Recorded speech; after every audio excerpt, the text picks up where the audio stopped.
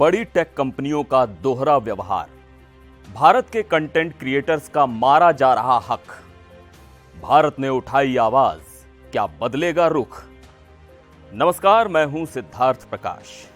Alphabet, Amazon, Apple, Meta और Microsoft जैसी दुनिया की टेक जायंट कंपनियां अपने प्लेटफॉर्म का इस्तेमाल भारत के कंटेंट के लिए तो करती हैं, लेकिन क्या उसका सही दाम देती हैं? ये सवाल केंद्रीय सूचना और प्रसारण मंत्री अश्विनी वैष्णव ने उठाया है। नेशनल प्रेस डे पर फेयर शेयर रेवेन्यू का मुद्दा उठाते हुए अश्विनी वैष्णव ने कहा है कि ट्रेडिशनल मीडिया आउटलेट्स के कंटेंट का इस्तेमाल करने वाली बड़ी टेक कंपनियों को उन्हें उचित मुआवजा देना चाहिए। वैष्णव ने कहा कि ट्रेडिशनल मीडिया आर्थिक रूप से नुकसान उठा रहा है क्योंकि न्यूज़, अखबार, मैगजीन और टीवी के पारंपरिक तरीकों से डिजिटल स्पेस में तेजी से ट्रांसफर हो रहा है। वैष्णव ने पारंपरिक मीडिया के सामने आने वाले फाइनेंशियल संघर्षों पर प्रकाश डाला क्योंकि समाचार तेजी से डिजिटल प्लेटफॉर्म पर ट्रांसफर हो रहे हैं। उन्होंने बताया कि क्वालिटी कंटेंट बनाने के लिए पत्रकारों, ट्रेनिंग और एडिटोरियल प्रोसेस में महत्वपूर्ण निवेश की आवश्यकता होती है, लेकिन डिजिटल प्लेटफॉर्म को अक्सर अनुचित लाभ होता है। उन्होंने कंटेंट क्रिएशन में उनके प्रयासों के लिए पारंपरिक मीडिया को उचित मुआवजा देने की आवश्यकता पर जोर दिया। सबसे बड़ा सवाल है, जो खबरें मीडिया हाउस तैयार करते हैं उनका असली मुनाफा किसे मिलता है? अब आपको लगेगा कि मीडिया को ही मिलता होगा, लेकिन यहां कहानी में एक ट्विस्ट है। असली मुनाफा टेक कंपनियों जैसे गूगल, फेसबुक और ट्विटर को जा रहा है। हां, वही टेक कंपनियां जो मीडिया की मेहनत से बनाई खबरों को अपनी वेबसाइट और ऐप्स पर डालती हैं और विज्ञापनों से पैसा कमा लेती हैं। ऐसे में वैष्णव का इस मुद्दे पर सवाल उठाने से क्या टेक कंपनियों को इस सब के लिए जवाबदेह बनाया जा सकता है? आज इन सवालों के जवाब तलाशेंगे और यह भी समझेंगे कि इसका असर आप पर कैसे पड़ता है। देखिए, एक खबर तैयार करना कोई आसान काम नहीं है। सबसे पहले एक रिपोर्टर ग्राउंड पर जाता है, कई बार खतरनाक हालात में काम करता है, जैसे बाढ़, दंगे या किसी युद्ध क्षेत्र में। वहां से तथ्य और जानकारी जुटाता है, फिर वो जानकारी एडिटर्स तक पहुंचती है जो उसे जांचते हैं, परखते हैं। आखिरकार वो खबर तैयार होती है और आपके सामने आती है। इस पूरी प्रक्रिया में खर्च होता है, रिपोर्टर की सैलरी, कैमरा, इंटरनेट, ट्रांसपोर्ट और कई बार कानूनी मदद तक। अब ये खबरें टेक कंपनियां जैसे गूगल और फेसबुक अपनी वेबसाइट पर डालती हैं, लोग इन पर क्लिक करते हैं, खबर पढ़ते हैं और इन कंपनियों को विज्ञापन से कमाई होती है। लेकिन मीडिया हाउस को इससे क्या मिलता है? ज्यादातर मामलों में कुछ नहीं। यही असली समस्या है। मेहनत मीडिया करता है, लेकिन मुनाफा टेक कंपनियां ले जाती हैं। इसी गंभीर मुद्दे को लेकर वैष्णव ने सवाल उठाया है कि बड़ी टेक कंपनियां सही रेवेन्यू उसके मूल क्रिएटर्स को शेयर नहीं करती हैं और सारा मुनाफा खुद रख लेती हैं। वैष्णव ने कहा है कि हमें इस पर गंभीरता से विचार करना चाहिए। हमें ऐसा समाधान ढूंढना होगा जहां टेक कंपनियां और ट्रेडिशनल मीडिया दोनों फायदे में रहें और सबसे महत्वपूर्ण, जनता को सही और विश्वसनीय जानकारी मिलती रहे। अब सवाल ये कि इससे कौन कौन और कैसे प्रभावित होता है। पहला, मीडिया इंडस्ट्री।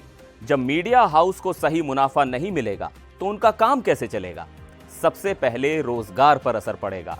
लाखों लोग, पत्रकार, cameraman, video editor, technical staff, इन सब की नौकरियां खतरे में पड़ जाएंगी। दूसरा, खबरों की गुणवत्ता गिर जाएगी। अगर मीडिया के पास पैसा ही नहीं होगा तो वो ग्राउंड रिपोर्टिंग और रिसर्च कैसे करेगा? नतीजा, आप तक सिर्फ सतही और आधी अधूरी खबरें पहुंचेंगी। दूसरा, लोकतंत्र पर असर। मीडिया को लोकतंत्र का चौथा स्तंभ कहा जाता है। सोचिए, अगर मीडिया कमजोर हो गया तो सरकार से सवाल कौन पूछेगा? कौन ताकतवर लोगों की पोल खोलेगा? अगर मीडिया टेक कंपनियों के दबाव में आ गया तो खबरें सिर्फ वही होंगी जो बिक सकें और सच्चाई हाशिए पर चली जाएगी। तीसरा, आम जनता। अब आप सोच रहे होंगे कि इससे मुझे क्या फर्क पड़ता है, लेकिन फर्क पड़ता है। टेक कंपनियां एल्गोरिदम का इस्तेमाल करती हैं, यानी जो खबरें ज्यादा क्लिक बटोर सकती हैं वो खबरें प्रमोट होती हैं। इसका मतलब यह है कि जरूरी और सच्ची खबरें पीछे रह जाती हैं। अगर मीडिया कमजोर हो गया तो जनता का भरोसा भी उठ जाएगा और भरोसे के बिना कोई भी समाज मजबूत नहीं रह सकता। अब थोड़ा नंबर्स पर बात कर लेते हैं। न्यूज कंटेंट के इंटरनेट ट्रैफिक पर फिलहाल चुनिंदा कंपनियों का ही दबदबा है। जानकारों के मुताबिक न्यूज वेबसाइट को 80% से ज्यादा एक्सटर्नल ट्रैफिक गूगल और फेसबुक से मिलते हैं। इन दोनों कंपनियों को मिल रहे ट्रैफिक के लिए न्यूज कंटेंट एक बड़ा सोर्स है। गूगल पर करीब 40% ट्रेंडिंग क्वेरीज न्यूज कंटेंट से जुड़ी होती हैं। इंटरनेट ट्रैफिक पर अपने आधिपत्य के दम पर न्यूज के डिजिटल इस्तेमाल से होने वाली 70 से 80% विज्ञापन की कमाई सिर्फ गूगल और फेसबुक जैसी बड़ी कंपनियों के खाते में चली जाती हैं। न्यूज का डिजिटल इस्तेमाल बढ़ने से दूसरे सोर्स से पब्लिशर्स की कमाई दिन ब दिन घटती जा रही है। अगर कंटेंट साझा करने वाली बड़ी कंपनियां अपनी कमाई कंटेंट पब्लिशर्स के साथ साझा करती हैं तो ट्रेडिशनल पब्लिशर्स का आर्थिक घाटा कम होगा या हो सकता है कि उन्हें मुनाफा भी हो। ऐसे में न्यूज इंडस्ट्री को आर्थिक मदद मिलेगी और हजारों लाखों नौकरियां खत्म होने से बच पाएंगी। भारत में डिजिटल स्पेस का दायरा बहुत बड़ा हो चुका है। यहां ज्यादातर लोग अब खबरें ऑनलाइन पढ़ते हैं। सोचिए, 55% ट्रैफिक सिर्फ गूगल के जरिए न्यूज वेबसाइट्स तक पहुंचता है। लेकिन यहां एक समस्या है। यह ट्रैफिक जो मीडिया कंपनियों के लिए कमाई का जरिया बन सकता था, असल में उनके हाथ से निकल रहा है। अब आप सोच रहे होंगे ऐसा कैसे हो रहा है? इसका जवाब है जीरो क्लिक सर्चेस। जब आप गूगल पर कुछ सर्च करते हैं तो कई बार आपको वहीं सर्च पेज पर आपका जवाब मिल जाता है। मिसाल के तौर पर, अगर आप किसी घटना की खबर ढूंढ रहे हैं तो गूगल उसी पेज पर छोटा सा स्निपेट दिखा देता है। आप उस लिंक पर क्लिक करके पूरी खबर पढ़ें या ना पढ़ें, गूगल को तो फायदा हो ही जाता है। अब सवाल उठता है, इससे होता क्या है? ट्रैफिक पब्लिशर्स की वेबसाइट तक पहुंचता ही नहीं। गूगल अपने पेज पर ऐड दिखाकर पैसे कमा लेता है और न्यूज पब्लिशर्स को कुछ नहीं मिलता। दूसरी बात, इन बड़ी कंपनियों की रेवेन्यू शेयरिंग पॉलिसी बिल्कुल भी ट्रांसपेरेंट नहीं है। पब्लिशर्स को यह भी नहीं पता चलता कि उनके कंटेंट से गूगल और मेटा कितना कमा रहे हैं। डेटा तक पहुंच ही नहीं दी जाती। तो आप सोचिए, मीडिया कंपनियां इस स्थिति में कैसे अपने हक की मांग कर सकती हैं? यही वजह है कि सरकार ने इस दिशा में कदम बढ़ाने की बात की है। जनवरी 2022 में कंपटीशन कमीशन ऑफ इंडिया यानी CCI ने गूगल के खिलाफ जांच शुरू की। यह पता लगाया जा रहा है कि क्या गूगल और अन्य टेक प्लेटफॉर्म्स ने अपनी ताकत का दुरुपयोग किया है, और अगर किया है तो इसे रोकने के लिए क्या किया जा सकता है। भारत की बात छोड़िए, यह मुद्दा दुनिया भर में उठ रहा है। ऑस्ट्रेलिया ने हाल ही में कानून बनाया है कि डिजिटल प्लेटफॉर्म्स न्यूज पब्लिशर्स को उनके कंटेंट का उचित हिस्सा देंगे। इस कानून में क्या है, चलिए अब यह भी जान लेते हैं।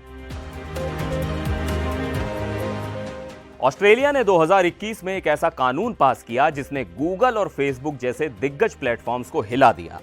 न्यूज मीडिया बार्गेनिंग कोड नाम का यह कानून न्यूज मीडिया और डिजिटल प्लेटफॉर्म्स के बीच ताकत का असंतुलन खत्म करने के लिए लाया गया। इस कानून के तहत न्यूज कंपनियां अब गूगल और फेसबुक से अपने कंटेंट के इस्तेमाल के बदले पैसे की मांग कर सकती हैं। अगर दोनों पक्षों की सहमति नहीं बनती तो सरकार के मीडिएटर को फैसला सुनाने का अधिकार है। प्लेटफॉर्म्स को कंटेंट के इस्तेमाल का डेटा और एल्गोरिदम में बड़े बदलाव पहले ही मीडिया को बताने होंगे। छोटे और लोकल न्यूज संगठनों को इस कानून से खास मदद मिलेगी। सभी मीडिया कंपनियों को समान मौके और ट्रीटमेंट मिलेगा।